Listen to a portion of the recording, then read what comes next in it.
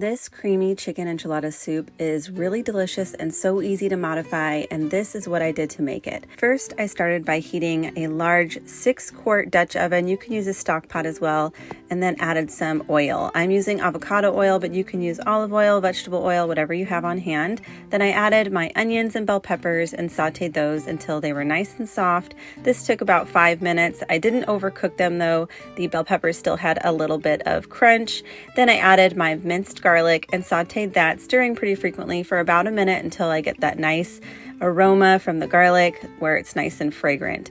After that, I'm going to add a little bit of flour here, and I'm going to cook this flour out a little bit so the flour flavor doesn't end up in the soup. That only takes about 2 or 3 minutes or so, just stirring frequently so it doesn't stick to the bottom or burn. After this, I'm going to be adding my seasonings. I use chili powder, cumin, garlic powder, oregano, and salt. I usually do less salt in my recipes, so you can certainly add more if you like. To taste, we are just usually trying to avoid as much salt since there's still salt in the black beans and other things that I add in this recipe.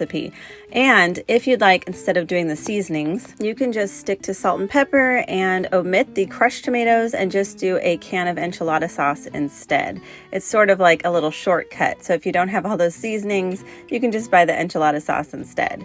Now I'm just adding some chicken thighs that I've cubed, although usually for this recipe I like to use chicken breasts, but it's totally up to you. And I'm just going to stir them and get them coated in all that nice flavor.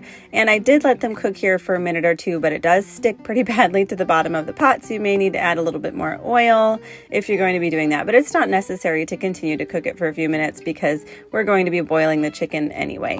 This recipe is actually a really good opportunity to make a vegetarian dish as well.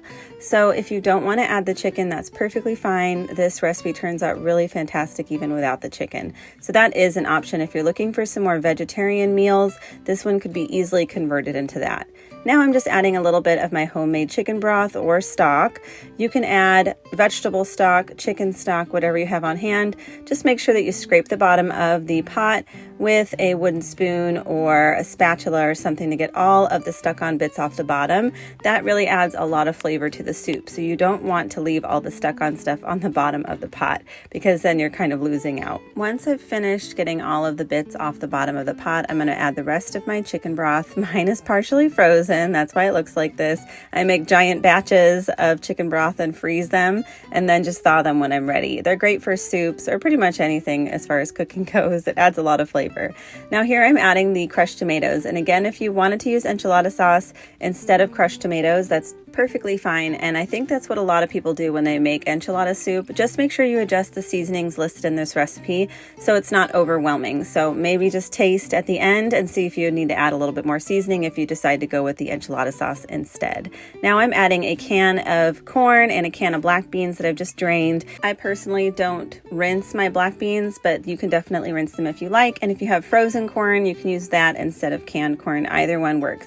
Now I'm just going to boil this for about 10-15 minutes until that chicken is fully cooked through to 165 degrees. I believe it took me about 12 minutes this time, so it just depends. Just keep an eye on that. After that, I'm making the soup creamy. This part is optional. So I'm adding some cream cheese in here. It's better if the cream cheese is softened because then it will melt a whole lot faster. If it's still really cold, it's going to take a really long time, 15-20 minutes or so.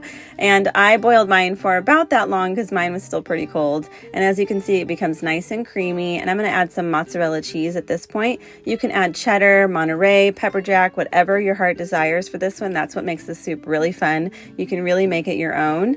And if you don't like it creamy, just skip the cream cheese and the cheese, and it's going to be perfectly fine just like that. Add your toppings and enjoy. Subscribe to see more. Thank you so much for watching.